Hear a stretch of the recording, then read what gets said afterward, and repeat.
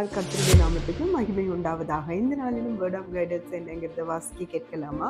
சங்கீதம் 37:5 உன் வழியை கர்த்தருக்கு ஒப்புவித்து அவர் மேல் நம்பிக்கையாயிரு, அவரே காரியத்தை வாய்க்க பண்ணுவார் என்பதாக. ஆம் தெய்வ பிள்ளைகளே, அவரே உங்கள் காரியத்தை வாய்க்க பண்ணுவார். ஆம், உங்களை வழி நடத்துவதற்கு ஆண்டவர் நம்மை கரிசனை உள்ளவராய் இருக்கிறார் என்பதை நீங்கள் மறந்து போகக்கூடாது.